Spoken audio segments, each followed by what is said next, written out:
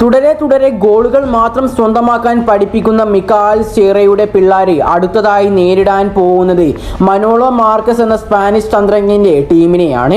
ശക്തരായ ബംഗളൂരു FC വരെ 3-0 എന്ന മാർജിൻ സ്കോറിൽ പരാജയപ്പെടുത്തിയ മനോളോയുടെ ടീമിനെ നമുക്ക് അങ്ങനെയൊന്നും ചില്ലറക്കാരായി കണക്കാക്കാൻ സാധിക്കുകയില്ല. കഴിഞ്ഞ സീസണിൽ ഹൈദരാബാദിൽ ഒന്നും നടത്താൻ മനോളോക്ക് സാധിച്ചിട്ടില്ല എങ്കിലും FC ഗോവയിൽ ഈ ഒരു സീസണിൽ താരം വണ്ടർഫുൾ പവർഫുൾ ടാക്ടിക്സ് തന്നെയാണ് പുറത്തേക്ക് എടുത്തുകൊണ്ടിരിക്കുന്നത്. ഏതായാലും ഇന്നത്തെ ഒരു വീഡിയോയിലൂടെ നമ്മൾ സംസാരിക്കാൻ പോകുന്നത് കേരള ബ്ലാസ്റ്റേഴ്സ് എഫ്സിയുടെ അടുത്ത മത്സരമായ FC ഗോവയ്ക്കെതിരായ മത്സരത്തെ കുറിച്ചുള്ള ഒരു പ്രീ മാച്ച് ടോക്കാണ്. കൂടാതെ ഈ ഒരു വീഡിയോയിലൂടെ FC ഗോവയ്ക്കെതിരായി കേരള ബ്ലാസ്റ്റേഴ്സ് FC ഇറങ്ങാൻ സാധ്യതയുള്ള ഒരു പോസിബിൾ ലൈനപ്പും നമ്മൾ നോക്കുന്നതാണ്. അപ്പോൾ വീഡിയോയിലോട്ട് കടക്കുന്നതിന് മുമ്പായി ചെറിയൊരു കാര്യം പറയാം. നിങ്ങളിൽ ഇതുവരെ ഈ ചാനൽ സബ്സ്ക്രൈബ് ചെയ്യാതെ ആരെങ്കിലും വീഡിയോ കണ്ടു പോകുന്നുണ്ട് എങ്കിൽ തീർച്ചയായിട്ടും ഈ ചാനൽ ഒന്ന് സബ്സ്ക്രൈബ് ചെയ്യാനും വീഡിയോ ഒന്ന് ലൈക്ക് ചെയ്യാനും കൂടി എല്ലാവരും ശ്രമിക്കുക. അപ്പോൾ ഏതായാലും മത്സരത്തിലേക്ക് വരികയാണെങ്കിൽ കേരള ബ്ലാസ്റ്റേഴ്സ് എഫ്സിയെ സംബന്ധിച്ചിടത്തോളം അവർ ഈ അടുത്ത് അഥവാ കുറച്ച് ദിവസങ്ങൾക്ക് മുമ്പ് ചെന്നൈയിൻ FC എന്ന ആ ഒരു ശക്തിയെ 3-0 എന്ന മാർജിൻ സ്കോറിൽ പരാജയപ്പെടുത്തിയിട്ടാണ് FC ഗോവ എന്ന ടീമിനെ നേരിടാൻ വരുന്നത്. അതേപോലെ തന്നെ FC ഗോവയാണെങ്കിൽ ഇന്റർനാഷണൽ ബ്രേക്കിന് മുന്നേ തന്നെ പഞ്ചാബ് FCയെ 2-1 എന്ന സ്കോറിൽ പരാജയപ്പെടുത്തിക്കൊണ്ടാണ് ബ്ലാസ്റ്റേഴ്സിനെ നേരിടാനും വരുന്നത്. അതുകൊണ്ട് തന്നെ ഇരു ടീമുകളും വിജയിച്ചു വരുന്ന ഈ ഒരു സാഹചര്യത്തിൽ അവർ വിജയം തുടരാൻ മാത്രമായിരിക്കും ശ്രമിക്കുക. ബ്ലാസ്റ്റേഴ്സ് പരിശീലകനായിട്ടുള്ള മിക്കായൽ സ്റ്റീറ നേരത്തെ തന്നെ പറഞ്ഞിട്ടുണ്ടായിരുന്നു, അടുത്ത ഞങ്ങളുടെ മത്സരങ്ങളെല്ലാം വരുന്നത് വളരെയധികം ശക്തരോട് തന്നെയാണ്, അതുകൊണ്ട് തന്നെ നല്ല രീതിയിലുള്ള ടാക്ടിക്സ് ആണ് ഞങ്ങൾ പുറത്തേക്ക് എടുക്കേണ്ടത് എന്നൊക്കെ. ഏതായാലും അടുത്ത മത്സരത്തിലും കേരള ബ്ലാസ്റ്റേഴ്സ് എഫ്സിയുടെ പരിശീലകനായിട്ടുള്ള മിക്കായൽ സ്റ്റീറ 4-2-3-1 എന്ന ഫോർമേഷൻ തന്നെയായിരിക്കും ഉപയോഗിക്കുക എന്നാണ് എനിക്ക് തോന്നുന്നത്. കാരണം എന്താണെന്ന് വെച്ചാൽ ഈ ഒരു ഫോർമേഷൻ കൊണ്ട് ചെന്നൈയിൻ FCക്കെതിരെ ഒരു ഉഗ്രൻ വിജയം സ്വന്തമാക്കിയ ബ്ലാസ്റ്റേഴ്സ് ഇനി അങ്ങോട്ടും ഈ ഒരു ഫോർമേഷൻ തന്നെ കണ്ടിന്യൂ ചെയ്യാനാണ് സാധ്യതയുള്ളത്. ഏതായാലും ഇന്റർനാഷണൽ ബ്രേക്കിന് മുന്നേ നടന്ന ബ്ലാസ്റ്റേഴ്സിന്റെ ഹൈദരാബാദ് FCക്കെതിരായുള്ള മത്സരങ്ങളിലെല്ലാം ഈ ഒരു ഫോർമേഷൻ വെച്ച് ബ്ലാസ്റ്റേഴ്സ് കളിച്ചപ്പോൾ പരാജയമായിരുന്നു ബ്ലാസ്റ്റേഴ്സ് ഏറ്റുവാങ്ങിയിട്ടുണ്ടായിരുന്നത്. കൂടാതെ തന്നെ ഒരുപാട് മിസ് പാസുകൾ നമുക്ക് ആ ഒരു മത്സരങ്ങളിലൊക്കെ കാണാൻ സാധിച്ചിട്ടുണ്ടായിരുന്നു. പക്ഷേ കഴിഞ്ഞ കേരള ബ്ലാസ്റ്റേഴ്സ് എഫ്സിയുടെ ചെന്നൈയിൻ FCക്കെതിരായുള്ള മത്സരത്തിൽ നമുക്ക് മിസ് പാസുകളുടെ എണ്ണം കുറഞ്ഞതായും കണ്ടു. കൂടാതെ തന്നെ ഈ ഒരു ഫോർമേഷനിൽ ബ്ലാസ്റ്റേഴ്സിന്റെ താരങ്ങളെല്ലാം നല്ല രീതിയിൽ ഇടപഴകി കളിക്കുന്നതും കണ്ടു. അതുകൊണ്ട് തന്നെ ഈ ഒരു ഫോർമേഷനിൽ തന്നെയായിരിക്കും അടുത്ത മത്സരത്തിലും കേരള ബ്ലാസ്റ്റേഴ്സ് FC ആദ്യ 11-ൽ അണിനിരക്കുക. ഇനി ഏതായാലും അതേസമയം ചെന്നൈയിൻ FCയെ നോക്കുകയാണെങ്കിൽ അവരുടെ പരിശീലകനായിട്ടുള്ള മനോളോ മാർക്കസും 4-2-3-1 എന്ന ഫോർമേഷൻ തന്നെയാണ് എല്ലാ മത്സരങ്ങളിലും ഉപയോഗിക്കാറുള്ളത്. അവരുടെ അവസാനത്തെ പഞ്ചാബ് FCക്കെതിരായുള്ള മത്സരത്തിലും 4-2-3-1 എന്ന ഫോർമേഷൻ തന്നെയായിരുന്നു മനോളോ മാർക്കസ് ഉപയോഗിച്ചിട്ടുണ്ടായിരുന്നത്. അതുകൊണ്ട് തന്നെ ഇരു ടീമുകളും ഒരേ ഫോർമേഷനിൽ തന്നെയായിരിക്കും മത്സരത്തിൽ കളിക്കാൻ ഇറങ്ങുക എന്നുള്ളതാണ്. ഏതായാലും ഈ ഒരു മത്സരത്തെ നോക്കുകയാണെങ്കിൽ ഈ വരുന്ന വ്യാഴാഴ്ച 28-ാം തീയതി കൊച്ചിയിൽ വെച്ചാണ് ഈ ഒരു മത്സരം നടക്കാൻ പോകുന്നത്. Kerala Blasters FC versus FC Goa മത്സരം ഏതൊരു ബ്ലാസ്റ്റേഴ്സ് ആരാധകരും എല്ലാ കാലവും വളരെയധികം രോമാഞ്ചം നൽകുന്ന ഒരു മത്സരം തന്നെയാണ്. അതുകൊണ്ട് തന്നെ എന്തായാലും ഗാലറിയിൽ ഫുൾ ആളുകൾ അഥവാ ഫുൾ ബ്ലാസ്റ്റേഴ്സ് ആരാധകർ ഉണ്ടാവുമെന്നുള്ളതിൽ യാതൊരു സംശയവുമില്ല. തുടരെയുള്ള തോൽവികളെല്ലാം ബ്ലാസ്റ്റേഴ്സ് ആരാധകരെ നല്ല രീതിയിൽ ഇമ്പാക്ട് ചെയ്തിട്ടുണ്ടായിരുന്നു. അതുകൊണ്ട് തന്നെയാണ് ചെന്നൈയിൻ FCക്കെതിരായുള്ള മത്സരത്തിൽ ഗാലറിയിലൊന്നും കൊച്ചിയിലെ ആളുകൾ അഥവാ ബ്ലാസ്റ്റേഴ്സ് ആരാധകരൊന്നും ഉണ്ടായിരുന്നില്ല. അതുകൊണ്ട് തന്നെ അടുത്ത കേരള ബ്ലാസ്റ്റേഴ്സ് എഫ്സിയുടെ FC ഗോവയ്ക്കെതിരായുള്ള ഈ ഒരു മത്സരത്തിൽ തീർച്ചയായിട്ടും ഗാലറി മുഴുവൻ മഞ്ഞക്കടലായി തീരുമെന്നാണ് എനിക്ക് തോന്നുന്നത്. ഇനി ഏതായാലും ഈ ഒരു ഇരു ടീമുകളുടെയും ഇത്രയും കാലം കളിച്ച സ്റ്റാറ്റസ് അഥവാ ഹെഡ് ടു ഹെഡ് പരിശോധിക്കുകയാണെങ്കിൽ ഇരു ടീമുകളും ഇത്രയും കാലമായിട്ടും 20 മത്സരങ്ങളിലാണ് ഏറ്റുമുട്ടിയിട്ടുള്ളത്. ഈ 20 മത്സരങ്ങൾ കളിച്ചപ്പോൾ കേരള ബ്ലാസ്റ്റേഴ്സ് FC വെറും 5 വിജയങ്ങൾ മാത്രമാണ് സ്വന്തമാക്കിയിട്ടുള്ളത്. അതേസമയം FC ഗോവ 11 മത്സരങ്ങൾ വിജയിച്ചുകൊണ്ട് ബ്ലാസ്റ്റേഴ്സിനെ പരാജയപ്പെടുത്തിയിട്ടുമുണ്ട്. ഇനി 4 മത്സരങ്ങളിൽ സമനിലയിലുമാണ് അവസാനിച്ചിട്ടുള്ളത്.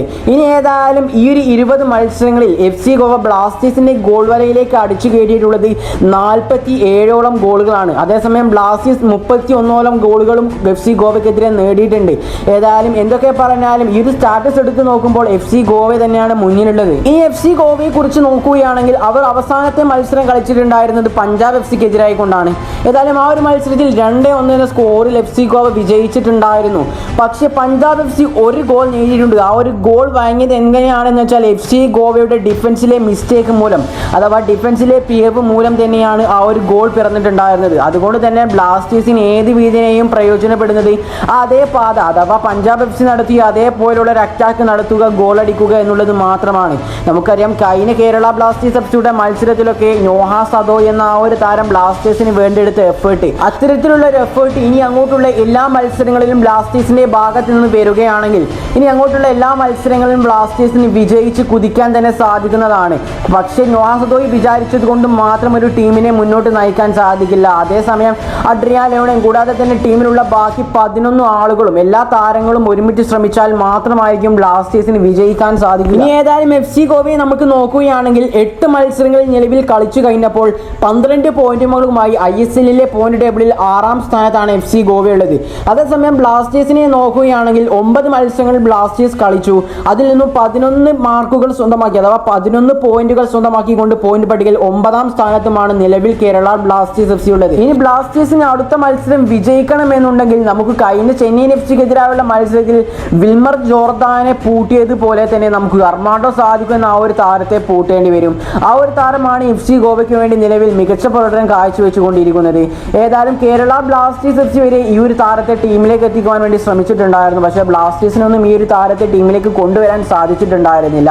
ഏതായാലും എനിവേ ഈ ഒരു താരത്തെ ശ്രദ്ധിച്ചാൽ കേരള ബ്ലാസ്റ്റേഴ്സ് FCയിലെ ഡിഫൻസിലേക്ക് വരുന്ന അറ്റാക്കുകളൊക്കെ കുറയുമെന്നാണ് എനിക്ക് തോന്നിയിട്ടുള്ളത്. ഇനി ഏതായാലും അടുത്തതായി നമ്മൾ നോക്കാൻ പോകുന്നത് നിങ്ങളെല്ലാവരും ഇതുവരെ കാത്തിരുന്നിട്ടുണ്ടായിരുന്ന കേരള ബ്ലാസ്റ്റേഴ്സ് FCയുടെ അടുത്ത FC ഗോവയ്ക്കെതിരായുള്ള മത്സരത്തിലെ ഒരു പോസിബിൾ ലൈനപ്പ് തന്നെയാണ് നമ്മൾ പറയുവാൻ പോകുന്നത്. ഏതായാലും ഈ ഒരു പോസിബിൾ ലൈനപ്പ് ഫോർമേഷനായി നമ്മൾ ഉൾപ്പെടുത്തിയിട്ടുള്ളത് 4-2-3-1 എന്ന ഫോർമേഷൻ തന്നെയാണ്. ഏതായാലും ഗോൾ പോസ്റ്റിലേക്ക് നോക്കുകയാണെങ്കിൽ സാധാരണത്തെ പോലെ തന്നെ കേരള ബ്ലാസ്റ്റേഴ്സ് FCയുടെ മലയാളി ഗോൾ കീപ്പറായിട്ടുള്ള സച്ചിൻ സുരേഷിനായിരിക്കും ബ്ലാസ്റ്റേഴ്സിന്റെ ഗോൾ വല കാക്കുവാൻ വേണ്ടി നമുക്ക് കാണാൻ സാധിക്കുക. ഏതായാലും കഴിഞ്ഞ മത്സരത്തിൽ സച്ചിൻ സുരേഷിന്റെ ഒരു വണ്ടർഫുൾ കംബാക്ക് ആയിരുന്നു നമുക്ക് കാണാൻ സാധിച്ചിട്ടുണ്ടായിരുന്നത്. അതുപോലെയുള്ള ഒരു പ്രകടനം വീണ്ടും ഇനി അങ്ങോട്ട് തുടരുമെന്ന് തന്നെയാണ് നമ്മൾ പ്രതീക്ഷിക്കുന്നത്. ഇനി ഡിഫൻസിലേക്ക് വരികയാണെങ്കിൽ സന്ദീപ് സിംഗിന് പകരമായിക്കൊണ്ട് റൈറ്റ് ബാക്കിൽ പ്രബീർ ദാസിനെ ആയിരിക്കും ഈ അടുത്ത മത്സരത്തിൽ നമുക്ക് കാണാൻ സാധിക്കുക. ഇനി സെൻറ്റർ ബാക്ക് ആയിക്കൊണ്ട് ഹോർമിപ്പാമും മിലോസ് റിൻസിച്ചും കളിക്കുമ്പോൾ ലെഫ്റ്റ് ബാക്ക് ആയിക്കൊണ്ട് നവോച്ച സിംഗും കളിക്കാൻ സാധ്യതയുണ്ട്. ആ ഒരു ലെഫ്റ്റ് ബാക്ക് പൊസിഷനിൽ ഇനി നവോച്ച സിംഗിന് പകരമായിക്കൊണ്ട് ഒരു താരത്തെയും ബ്ലാസ്റ്റേഴ്സ് ആരാധകർക്ക് സങ്കല്പിക്കാൻ പോലും കഴിയുന്നതല്ല. കാരണം അത്രയധികം ഇമ്പാക്റ്റ് ആണ് ഈ ഒരു സീസണിൽ നവോച്ച സിംഗ് ബ്ലാസ്റ്റേഴ്സിൽ കാഴ്ചവെച്ചിട്ടുണ്ടായിരുന്നത്. മിഡിലാണെങ്കിൽ മിഡിലും കളിക്കും, ഫോർവേഡ് പൊസിഷനിൽ ഗോൾ അടിക്കാനാണെങ്കിൽ അവിടെയും എത്തും, ബേക്കിൽ ക്ലിയർ ചെയ്യുവാനാണെങ്കിൽ അവിടെയും എത്തും. എന്താണ് ഈ ഒരു മനുഷ്യനെ വിശേഷിപ്പിക്കേണ്ടത്? ഇനി ഏതായാലും മിഡിലേക്ക് കടക്കുകയാണെങ്കിൽ ഫ്രെഡിയെയും മലയാളി സൂപ്പർ താരമായിട്ടുള്ള വിപിൻ മോഹനനെയും നമുക്ക് കാണാൻ സാധിക്കും.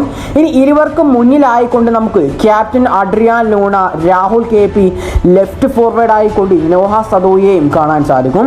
ഇനി മുന്നേറ്റ അഥവാ സ്ട്രൈക്കിംഗ് പൊസിഷനിലേക്ക് നോക്കുകയാണെങ്കിൽ ജീസസ് ഡിമിസ് എന്ന ഒരു ഗോളടി വീരനെയും നമുക്ക് കാണാൻ സാധിക്കുന്നതാണ്. ഏതായാലും നമുക്കറിയാം നിലവിൽ കേരള ബ്ലാസ്റ്റേഴ്സ് FCയുടെ മജീഷ്യനായിട്ടുള്ള അഡ്രിയാൻ ലൂണ തിരിച്ചുവരവിൻ്റെ പാതയിലാണ്. അതുകൊണ്ട് തന്നെ ഈ ഒരു താരത്തിൽ നല്ല രീതിയിൽ പ്രഷർ ബ്ലാസ്റ്റേഴ്സിൻ്റെ താരങ്ങൾ കൊടുത്താൽ നമുക്ക് പണ്ടത്തെ ആ ഒരു മജീഷ്യനായിട്ടുള്ള അഡ്രിയാൻ ലൂണയെ വീണ്ടും തിരിച്ചെടുക്കാൻ സാധിക്കുമെന്നാണ് ഞാൻ പ്രതീക്ഷിക്കുന്നത്. അതേപോലെ തന്നെ രാഹുൽ KP ഈ ഒരു സീസണിലെ തൻ്റെ ആദ്യ ഗോളും കഴിഞ്ഞ ചെന്നൈയിൻ FCക്കെതിരായുള്ള മത്സരത്തിൽ സ്വന്തമാക്കിയിട്ടുണ്ടായിരുന്നു. അതും ബ്ലാസ്റ്റേഴ്സ് ആരാധകർ എല്ലാവരും സന്തോഷിപ്പിച്ച ഒരു കാര്യമാണ്. നമ്മുടെ ഒരു കുടുംബത്തിൽ നിന്നും ഒരു പ്ലെയർ കുറേ കാലം കഷ്ടപ്പെട്ട് ഒരു ഗോൾ അടിക്കുമ്പോൾ ഉള്ള ഒരു ഫീലിംഗ് അതായിരുന്നു നമുക്ക് രാഹുൽ KP ഗോൾ അടിച്ചപ്പോൾ കിട്ടിയിട്ടുണ്ടായിരുന്നത്. ഏതായാലും നോഹ സദോയിയുടെ ഒരു പാസ് അഥവാ അസിസ്റ്റിലൂടെ ആയിരുന്നു രാഹുൽ KPക്ക് ഒരു ഗോൾ അടിക്കാൻ സാധിച്ചിട്ടുണ്ടായിരുന്നത്. ഇതിൽ ഏറ്റവും കൂടുതൽ നമ്മൾ പൊക്കി പറയേണ്ടത് നോഹയെ തന്നെയാണ്. അദ്ദേഹം അവിടെ സെൽഫിഷ് ആയിരുന്നു എങ്കിൽ ചിലപ്പോൾ അത് നോ ഗോൾ ആയേക്കാം, ചിലപ്പോൾ അത് ഗോളുമായേക്കാം. പക്ഷേ രാഹുൽ KPയുടെ ഭാഗത്ത് നിന്നും ഗോൾ അടിക്കുമ്പോഴുള്ള ആ ഒരു സന്തോഷം നമുക്ക് നോഹ സദോയി ഗോൾ അടിക്കുമ്പോൾ കിട്ടില്ല എന്ന് തീർച്ചയായിട്ടും എനിക്ക് ഉറപ്പാണ്. ഏതായാലും ഈ ഒരു പോസിബിൾ ലൈനപ്പാണ് എനിക്ക് അടുത്ത മത്സരത്തിൽ ബ്ലാസ്റ്റേഴ്സ് ഇറങ്ങുമെന്ന രീതിയിൽ തോന്നിയിട്ടുള്ളത്.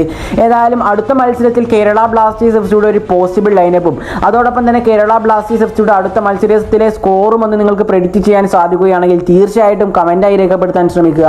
അപ്പോൾ ഈ ഒരു വീഡിയോ ഇവിടെ അവസാനിപ്പിക്കുകയാണ്. ഇത്രയേ ഉള്ളൂ ഈ ഒരു പ്രീ മാച്ച് ടോക്കിൽ എനിക്ക് പറയാനുള്ളത്. അപ്പോൾ ഏതായാലും വീഡിയോ ഇഷ്ടപ്പെട്ടു കഴിഞ്ഞാൽ തീർച്ചയായിട്ടും എല്ലാവരും ചാനൽ ഒന്ന് സബ്സ്ക്രൈബ് ചെയ്യാനും വീഡിയോ ഒന്ന് ലൈക്ക് ചെയ്യാൻ കൂടി ശ്രമിക്കുക. അപ്പോൾ ഇതിലും പുതുപുത്തൻ വീഡിയോയുമായി ഞാൻ വീണ്ടും വരുന്നവരേക്കും എല്ലാവർക്കും ഗുഡ് ബൈ.